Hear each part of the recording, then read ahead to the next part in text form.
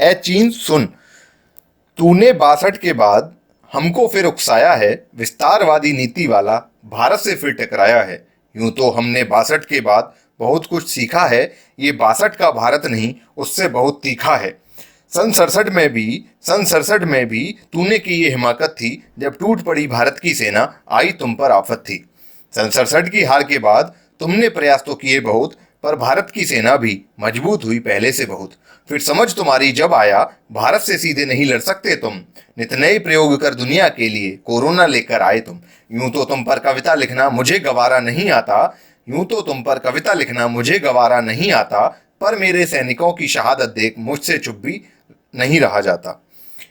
Corona के संकट में तुमने ढूंढा मौका था, धोखे से हमारे जवानों की पीठ में खंजर तुमने घोपा था।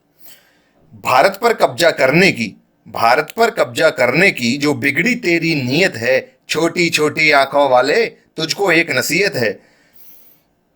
भारत पर कब्जा हो जाए ऐसी तो कोई बात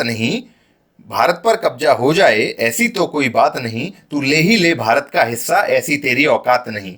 शुरू किया है तूने ये, अब अंत हम ही को करना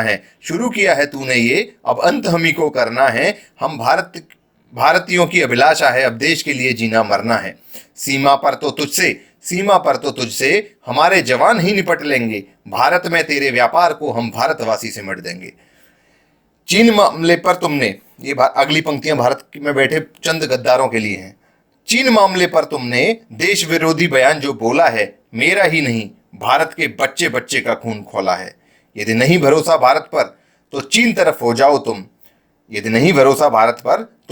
हो जाओ तुम, दुश्मनों की सूची में भी अपना नाम जुड़वाओ तुम। हो सकता है गद्दारी का तुमको जवाब मिलेगा, पर भारत की खुददारी का तुमको ऐसा जवाब मिलेगा। ये पंक्ति उस मंदबुद्धि बालक के लिए है जो भारत और चीन के बीच में जब डोकलाम विवाद चल रहा था तो चीन के दूतावास में जाकर गुप्त रूप से मीटिंग कर रहा था। ये पंक्ति अगली जो पंक्ति भारत के उस मंदबुद्धि बालक के लिए है। ना चीन रहेगा ना रहेगा उसका दूतावास, फिर भारत में कहाँ बनवाओगे अपना आवास। अभी भी वक्त है, ये पंक्ति सभी राजनीतिक दलों के लिए है। अभी भी वक्त है, देश हित में साथ खड़े हो जाओ, समूह में सब मिलकर हिंद महासागर से बड़े हो जाओ। अगली जो पंक्ति है वो भारत के नागरिकों के लिए है। चीन से यह लड़ाई आजकल या परसों तक नहीं चलेगी, भारत के घर घर में घुसे चीन से आने वाले कुछ वर्षों तक चलेगी। अपने गुस्से को पालिए और दुश्मन की जड़ में मट्ठा डालिए। दुश्मन की जड़ में मट्ठा कैसे डाल सकते हैं? जब चीन की हम आर्थिक कमर तोड़ सकते हैं, उसके आर्थिक लाभ जो हम भारतवासी पहुंचा रहे हैं उसको बंद कर सकते हैं। ये पंक्ति हम सब मिलकर एक प्रण ले सकते हैं, उसके लिए है। हम रणभूमि में रण नहीं कर सकते हैं, पर प्रणभूमि में प्रण तो कर सकते हैं।